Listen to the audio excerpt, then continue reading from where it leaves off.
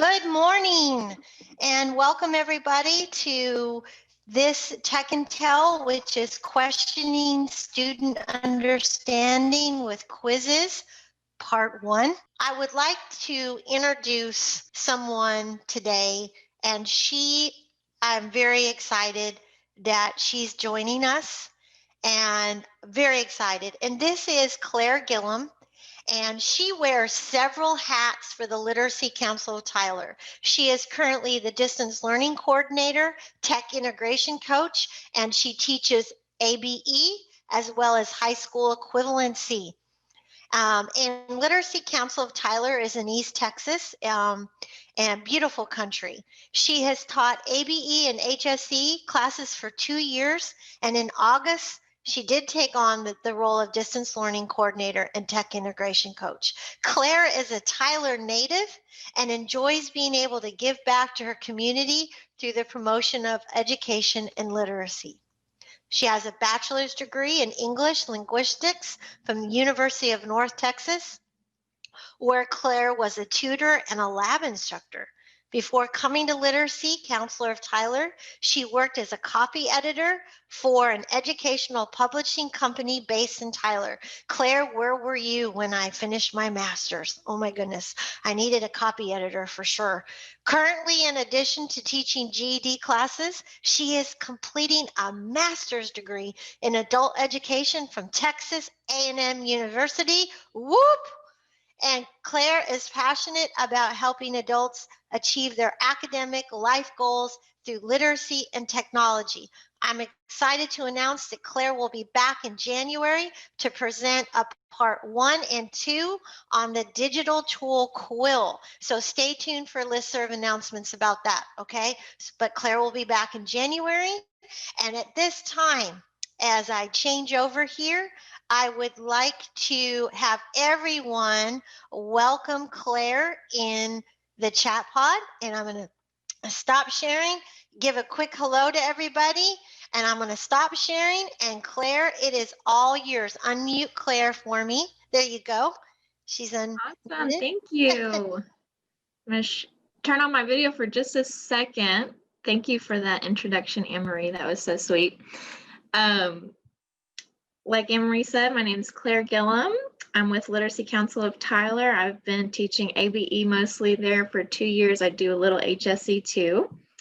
So I'm very excited to be here sharing with y'all about Quizizz. This is a great tool that I use a lot in my adult education classes. I've come to rely on it, especially as we've gone remote. So I'm really excited to share with y'all. I'm going to go ahead and turn my video off. All right, so jumping in, this is questioning student understanding with Quizizz, part 1. Cool. So a little bit about Literacy Council of Tyler. We're in East Texas.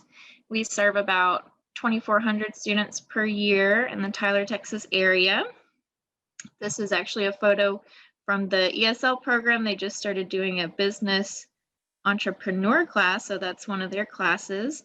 Currently, we're offering ESL and high school equivalency classes face-to-face. We also have synchronous online classes and asynchronous online classes, which we've always had face-to-face and asynchronous, but when the pandemic hit in March, we started doing synchronous online Zoom classes, which is mostly what I do. So Quizizz has helped me out a lot in that environment. So for this training today, this is part 1.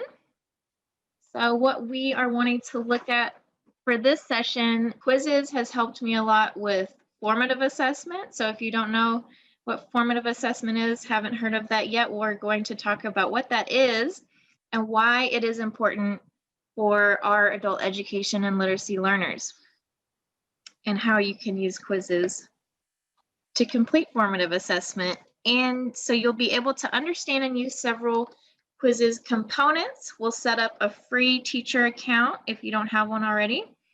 And then in this part 1, we'll learn how to search for teacher-made quizzes from the Quizizz library. So there's some pre-made quizzes already made, and we're going to learn how to use those. So to get started, I'd like to do a little pre-assessment. I want to know what you all know about formative assessment. So I want us to start thinking here in the beginning, what is formative assessment? So in order to explore that a little bit, we are actually going to play a Quizizz. So Anne Marie will put this link in the chat, or you can also just type in joinmyquiz.com. And you can join from your phone or from another screen on your computer, whatever is easiest for you. And once you go to that link, if you're on your phone, there will be a spot to enter the join code, which I'm about to put up. Same thing on your computer, you should see a screen. Once you go to joinmyquiz.com, you should see a screen where you can enter a code, which I will put up here just in a minute. All right, so I'm going to go ahead and switch to the code screen. All right, can y'all see the join code? Yes, we can. So that's the code that you'll enter. Oh, I see someone's already in. So right off the bat, you'll get to see the student's experience with Quizizz, because I'm going to quiz you a little bit, see what you know about formative assessment. And this is something I do in my class sometimes, especially with vocabulary. I like to do a pre-assessment with some of the more difficult vocabulary if we're doing reading, just to present the words, get the students comfortable with some of the more advanced vocabulary, and then see if they already know some of the words. All right, so we have 10 people on so far, 11. It's more of that Christmas music. They usually have music that plays, but I'm not hearing it. All right, so I'm going to go ahead and start the quiz.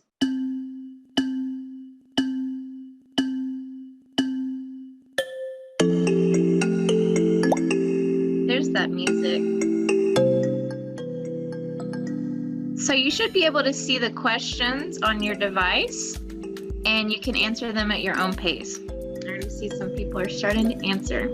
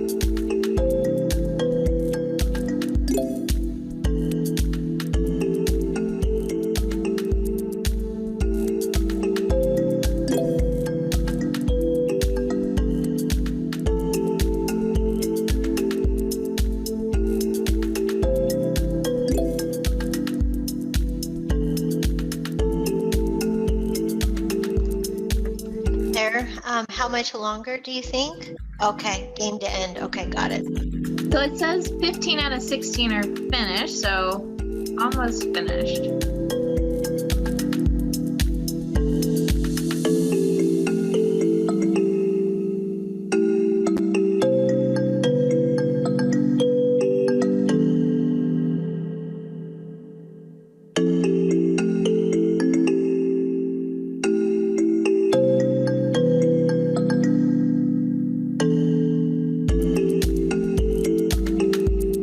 Okay, it says one more person is finishing, but I think maybe didn't connect. So let's see how we did. Great job, y'all.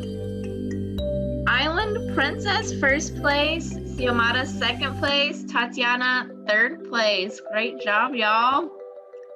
And if you can see on my screen, y'all had 92% accuracy.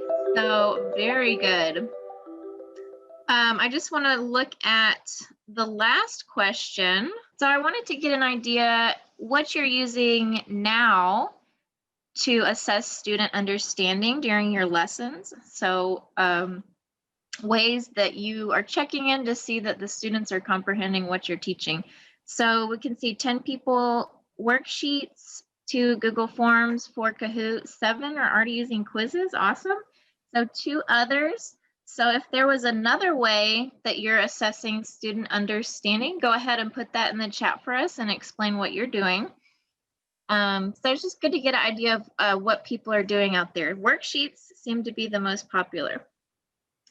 So Quizizz is actually kind of a digital worksheet that you can use online. So let me get back to my slides. And we can see your slides. Perfect.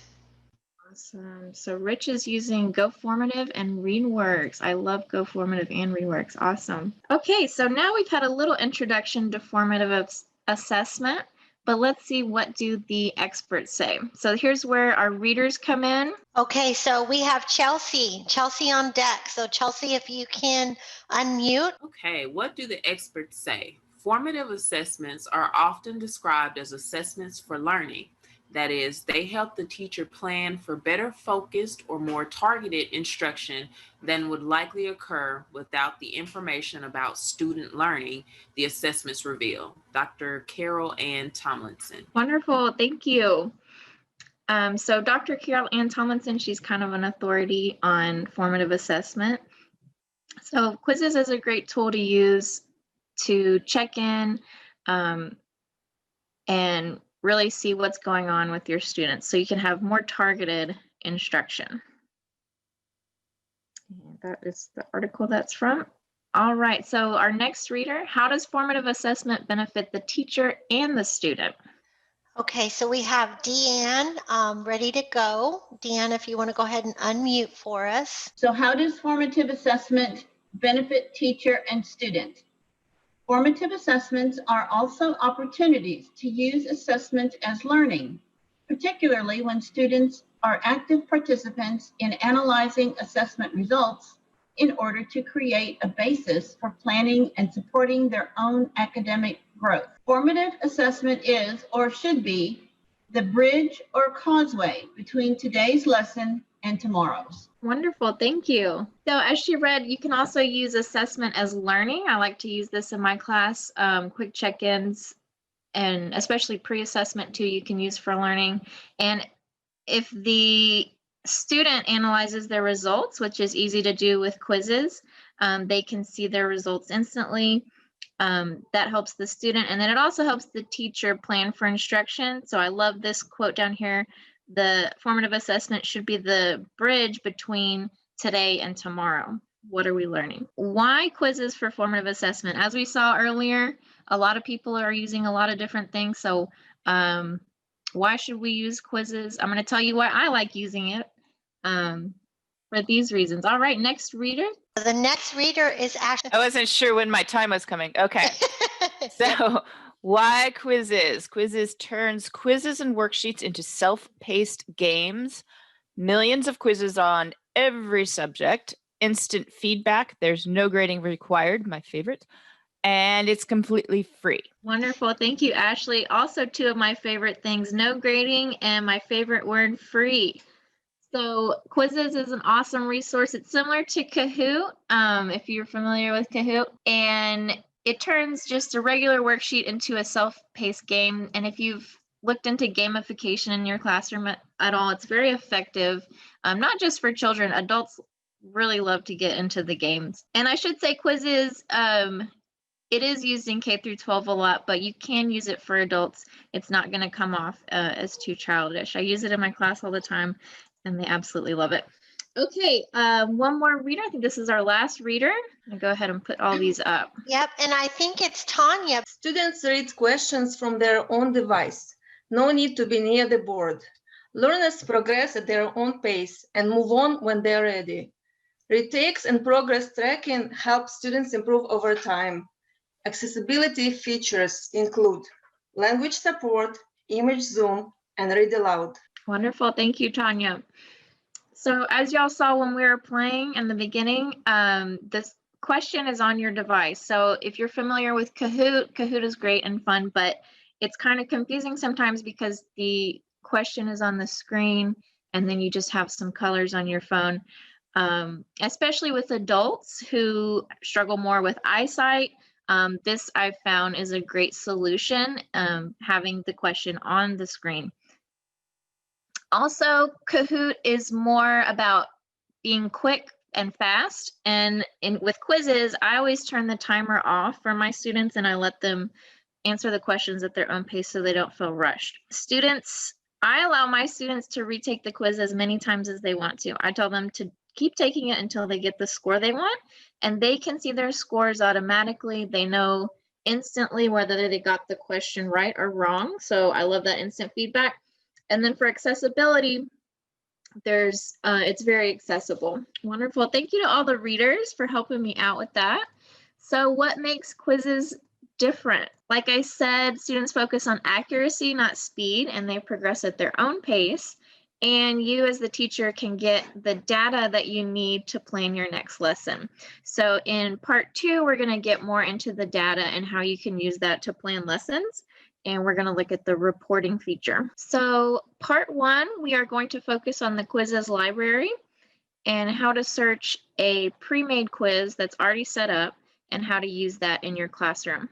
So choose from millions of teacher-created quizzes, and there are literally millions. You'll see when we search. You can use search filters, though, to help you find and customize a public quiz. So you can narrow down your search for your purposes. And then in part 2, we will get more into creating a custom quiz, which is very simple, but it is a few more steps. So we're going to start with finding a pre-made quiz and using it for our purposes. And then in part 2, we'll learn how to make our own custom quiz from scratch. And for the custom quiz, you can choose the question type, multiple choice, multiple select, whole style, and you can add things like images, GIFs, sound clips, and math formulas. And if you're using Google Classroom, I have a share here, so let me know in the chat or on the participant panel, yes or no. Do you use Google Classroom? If you do, Quizizz syncs wonderfully with Google Classroom. I'm very dependent on Google Classroom. I use it to put everything for my students. So Quizizz is so easy. It's just a click of a button and it's connected there to your Google Classroom. Also Remind and other LMSs or learning management systems. We have more no's. We had more no's. It's kind of even, so both and both, I think. So some yes, some no, but I think the no's are kind of winning the yeses though. Awesome. Well, if you do use Google Classroom, it's easy to link. You can import your classes from Google Classroom to Quizizz. And if you don't use Google Classroom, you can use it without. You can still use Quizizz if you don't have Google Classroom. So ways to play, there are a few different ways to play. And I also kind of invented my own way to play with my adult students, but you can play together live games. So that's what we did just a little while ago. We played a live game together where you get the questions on your screen as the student, and then the teacher sees the leaderboard, or you can assign a quiz and students complete it anytime before the due date. So this is like assigning homework. You're not all playing at the same time, but the students go through and complete it on their own as homework. We have a hand raised. Did someone have a question? Yeah, hi. Well, Hi. It's kind of related, maybe not specific Google Classroom, but I have used Quizizz. I mean, I don't have any account. I've found a way to use it without having an account. The issue is everybody in my class is GED. Everybody is at different levels, like totally different levels. Maybe one or two might be on the same level. So I can't really, quote unquote, plan something for the entire class to do. And some are doing math and some are doing English and stuff. So it's a little, I tend to have to do one-on-one, really. So I don't know, I was wondering, is there any way around that? Is there a way to have several different groups? I don't have an account on Quizizz. I've just found ways to use some quizzes without having an account. But yeah, I'm sure there is. I have not done that specifically myself, but I bet that there is a way that you can do that. So let me look at it when we get there and we can brainstorm. All right, great question. Oh, perfect timing, because does anyone else have any questions? And I'll let you know, Claire, so you don't struggle with the chat pod. I'll let you know. So I don't see any right now, but I'll let you know. Claire. Okay, awesome. Definitely let me know if y'all have any questions so far. All right, so let's get started. If you don't have an account yet, you can set up an account. And if you already have an account, you can log in. So it's time to create or log into your free Quizizz teacher account. So you can go ahead and navigate to quizizz.com. Can Quizizz be used with Blackboard? I am not sure. I'm not as familiar with Blackboard, but I can look into that for you. So I'm going to switch my screen. And it looks like they just did an update, so things look a little differently for me. So it might take me a minute to find things. But to create your account, if you don't have one already, you can go to Get Started. And if you already have an account, you can go to Login and go ahead and log into your account. So I'm going to give everyone a few minutes if you need to set up an account. Once you hit Get Started, it'll give you some instructions. Oh, it's logging in to my account. I'm not sure if I can demonstrate a teacher account sign up, but it's pretty simple.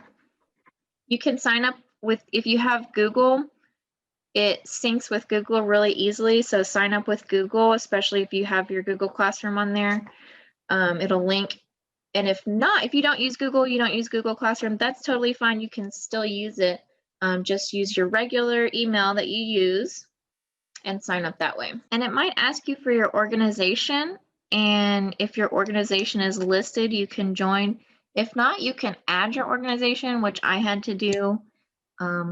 Literacy Council is not usually listed on any organization. That's usually if you're with a school district or something like that. That's what I wanted to share with y'all, how to make this work for your adult education students.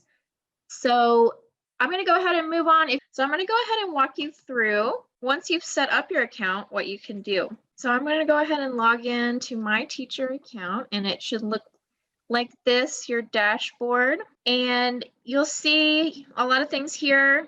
Like I said, in part 2, we're going to create our custom quiz. So we're not going to look at that today. Today, we're going to look at exploring the Quizizz library. And I'm also going to show you how to add a quiz to your library.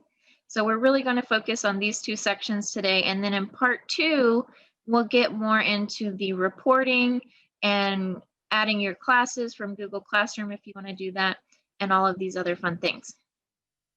But for today, I'm going to start off by showing you how you can search for a pre-made quiz from the Quizizz library.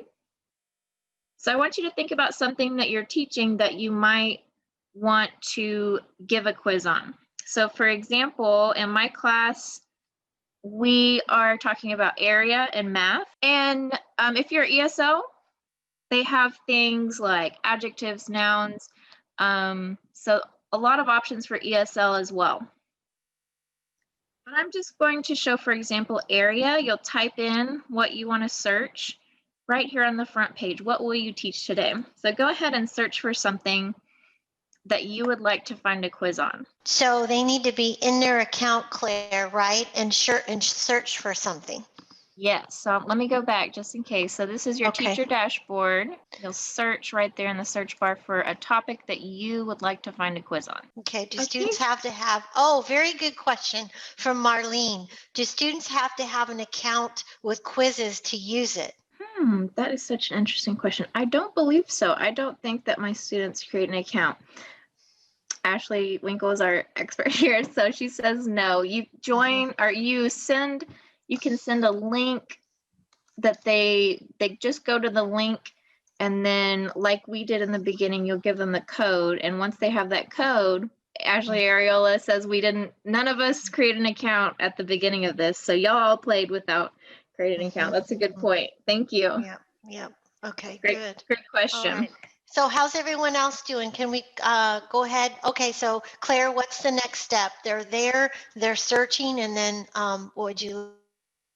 Okay, so you have your subject that you want to find a quiz on. So I taught a lesson on area, and I want to know if my students were understanding what I'm talking about. So look here, we literally have thousands and thousands of quizzes. So to filter through this, there's some things you can do. If you want to sort it in different ways, this is most relevant. You can sort it by most played. So maybe those are the most popular. Most recent. So those are just different ways. I usually just leave it on most relevant, and I don't look through all 400,000 of these. I usually just look at the first several, and you can find something good from the first few. But there are other ways that you can filter this for your needs. You can go to the grade level. If you filter by grades, in my ABE class, I usually do middle school because they are around the middle school level. And I don't believe it's going to tell the students the grade level. If you're an ESL, you might need elementary level for the more basic language concepts. And then HSC and high school equivalency, you would probably search for high school. So you can tailor your needs to the level. So I think David asked earlier about giving different levels. Maybe this way you can find certain quizzes on a different level. If you have someone in the more foundational level, you might do elementary, and then those in the higher level, high school equivalency. Okay, my it's not so much that I can't find the right stuff. I've been finding the right stuff. I can't give everybody like you would give a whole class and say, all of you get on and take this quiz, since I have so many different, right? Yes, I understand. All right, so I'm going to keep looking for that. And then you can also filter by subject. Usually when I put my topic in, there's not much need to filter by subject, but if you do, I mean, just make sure it's mathematics, I guess, if you're doing math. So I'm going to put in middle school because I'm usually teaching ABE. And Claire, I had a thought. Is it possible to assign certain students certain quizzes? So group the quizzes. So maybe several students get one quiz, another group of students gets another quiz like that, and assign it for homework. I'm not sure, David, if that's your question, but I'm wondering if that's how you could do it. That's what I'm thinking. And in part 2, we're going to get more into the assigning. I'm not going to assign anything today, so I might have to do a little research and look at that for part 2. All right. So once you've set your filters, I've put in middle school. There are more filters if you want to get more specific. The only thing I might sometimes use is the number of questions. If you know you want it to be within 10 questions, you can filter that way. All right, so you'll see here to the right, it says hover your pointer over a quiz to see a preview here. So I'm gonna hover over these first few. Let's take a look at this one, area formulas. So this goes over the formulas, area of a circle like this. So you can scroll through and just place your mouse over one of the quizzes and you'll see the preview over here. And you can scroll through and it'll show you all of the questions. Q1 and then the question, and then it gives you the answer choices. So you can scroll down and just preview the questions here. So say I like this one. This one looks pretty good. Then I would just click on that quiz to be able to use it. So take a minute, find a quiz that you want to work with, and then go ahead and click on it. Once you do that, it should look like this. And then Claire, once they click on it, where do they get saved to their library? Is that where it goes? Okay, I'm going to get there.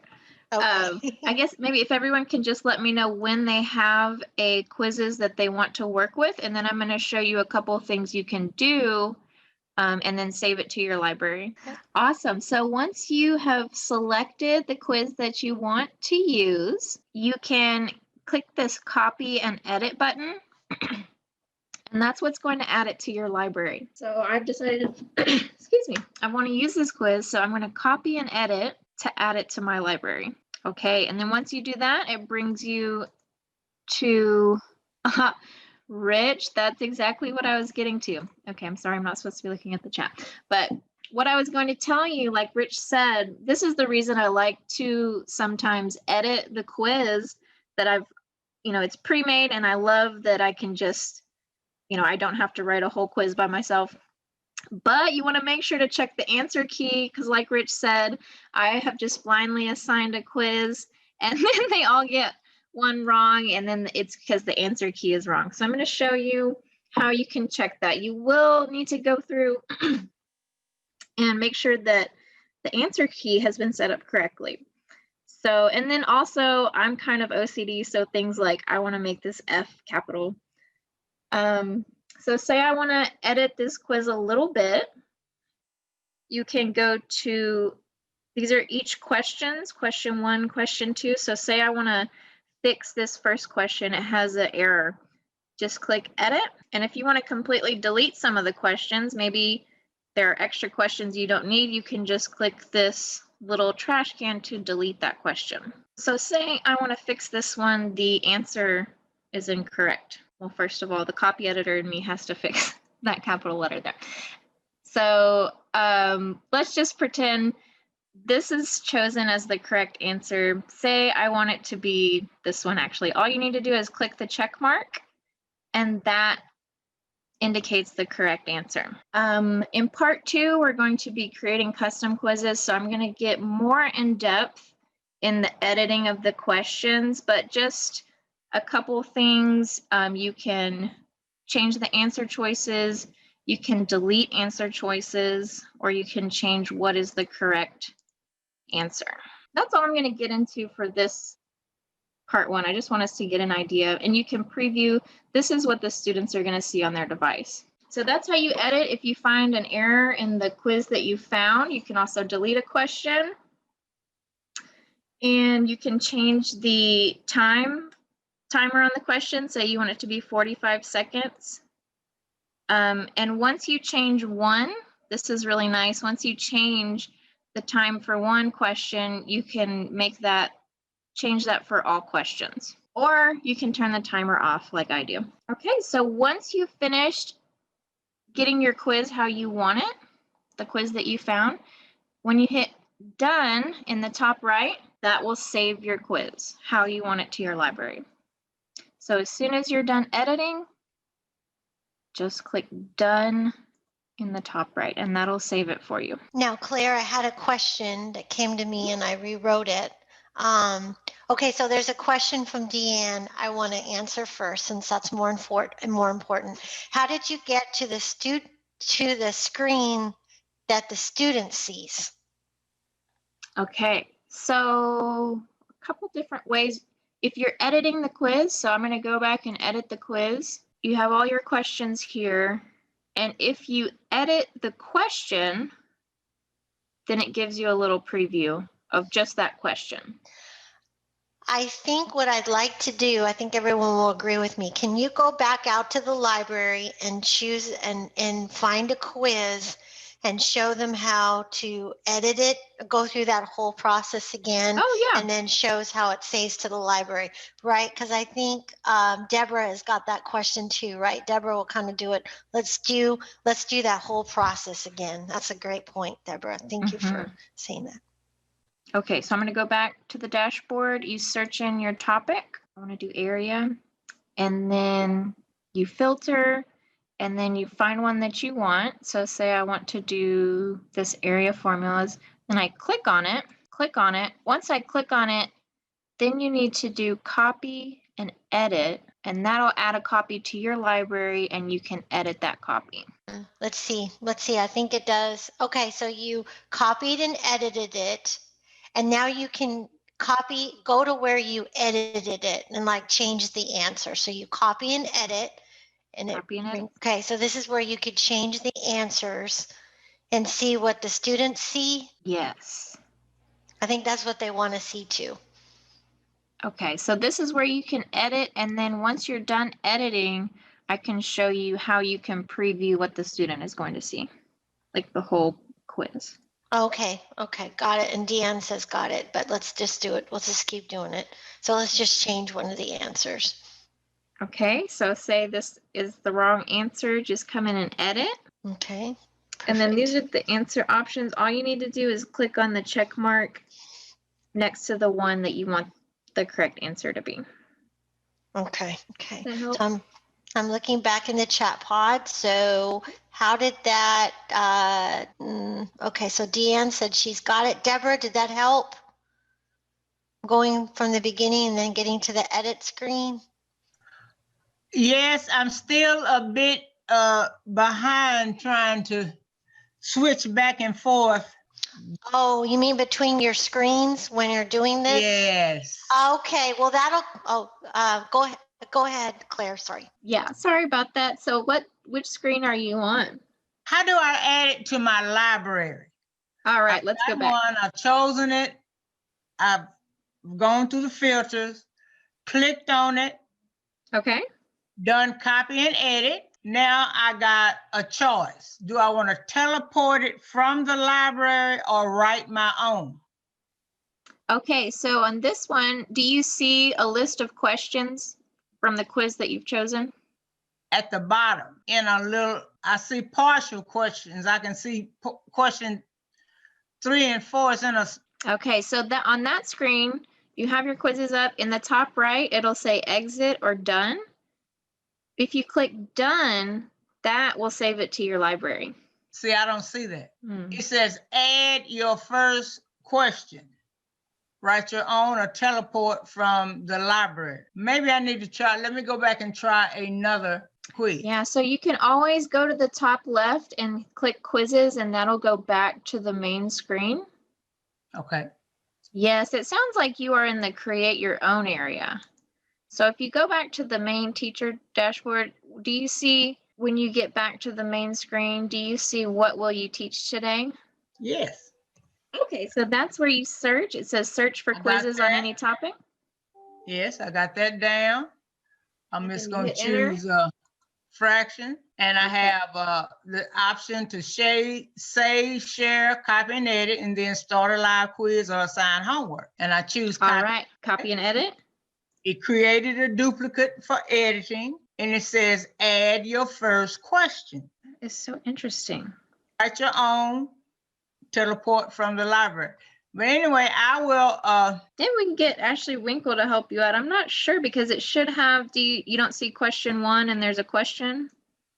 Yeah. What? I see question 3 and there's a question and it says edit down there. In the upper right corner, what do you see? There was nothing up there, but I got in the upper right corner is the banner.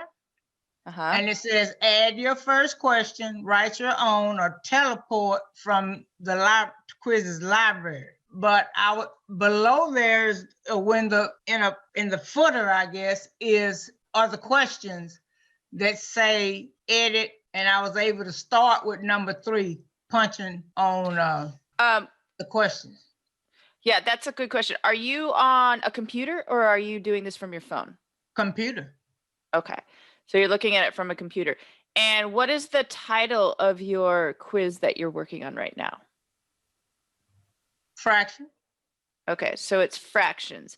And so when you look at the banner, it's asking you to add. So you don't see anywhere where it says done or it says duplicate the question, anything like that, or duplicate the quiz? Yes, it did. It just said that. Duplicating the quiz for editing. Now, it says add your first question. Teleport from the library. Let me click on that. I would have to see it. So we're running out of time. I'm going to go ahead and wrap it up, and then maybe we can stay a minute or two for questions. So once you have edited, say you change the answer, you need to change it to the correct answer. Then in the top right, it'll say exit or done. Done is going to save the quiz. Whoops. Done will save it and add it to your library. So as soon as you get it how you want it, you'll click done, and then you'll see the quiz here. And then this is how you can get to your quiz and play it with your class. Once you sign in, if you go to my library, you'll see all the quizzes. So I've saved these here. So to play a quiz, I'm only going to mention this. So start a live quiz. That's what we did in the beginning. So if that's what you want to do, you can also assign homework, which we're going to get into in part 2. And then this is where you can see what the student sees. You can preview it. And in part 2, I'm going to show you another way how to use that preview feature. All right, so questions, if anyone has questions, take those at this time. And I'm gonna start sharing the screen, but they can ask questions, okay? But I'm gonna go to this screen for now, if that's okay. Wonderful, thank you. Okay, Claire, I just want to say what a great job you did. You're a natural. I am so excited that you're going to be coming back in January. And as I like to say, welcome to the Tech and Tell family, because you are definitely in the family now. So go ahead and take, I'll give the floor back over to you. Thank you, Anne-Marie. You're so sweet. Yeah, so any questions, let me know. I'm definitely free to stick around for a few minutes. Thank you everyone for coming. I appreciate y'all, and hopefully you learned something that you can use in your classes. Marlene had a question. Oh, okay, yes, go ahead. About how to actually perform the live quiz during your class. So I can go through that again. Mm-hmm. I guess I never did demonstrate it. We just did it in the beginning. So what you do, you'll come here. I'm just going to start at the beginning. Like, you log in and you'll have your main screen here. And there's a couple different ways to do this. I'm going to show you the way they tell you to do it, and then I can show you the way that I actually do it if you have a minute to stick around. If you go to your library and then choose the quiz that you have saved that you want to do in your class. So let's just say I want to do this one. You just click on it. And then once you're in the quiz that you want to use, you can start a live quiz. And there's classic and instructor pace. I always do classic. I think this is new, so I haven't really looked at it. So just always use classic. And then there's some options here. One thing that I do is I turn the timer off. And another thing I do, I don't want the questions to shuffle usually. I usually have my questions in a certain order.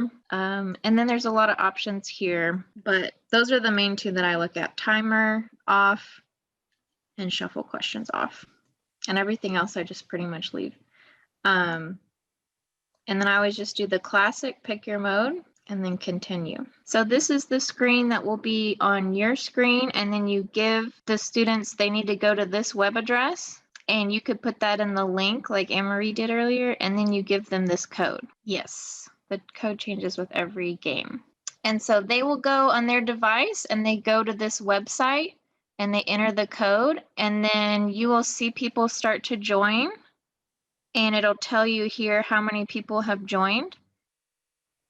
And then you can start, and then it'll start the quiz, and it won't let you start until you have people join. But I can also show you a shortcut I've found. This is what I do in my GED classes. Oh dear, what did I do? Sorry, I totally X'd out of it. What I do, I have trouble sometimes because my students, if I tell them to go somewhere else, a lot of them are on their phone or they're not sure about going to the link and entering the code. So one way that I've found that is maybe a little more easy. Okay, we're gonna have to wrap it up. I can show you the way that I do in part 2. So make sure to come to part 2 and we'll go over more about actually playing the quiz. Yep. This is the cliffhanger, guys. How many of you are registered for part 2? Is everyone registered for part 2? Because I know you guys are all hanging on, which is wonderful. So you guys registered. And once again, thank you to Claire and to Olga and to Ashley. Have a wonderful weekend wherever you are, and everyone stay safe. And we'll see you next time on Tech and Tell. Take care, everybody. Bye-bye. And thank you so much, Claire. Awesome job. Thank you. Take care, everyone. Bye-bye.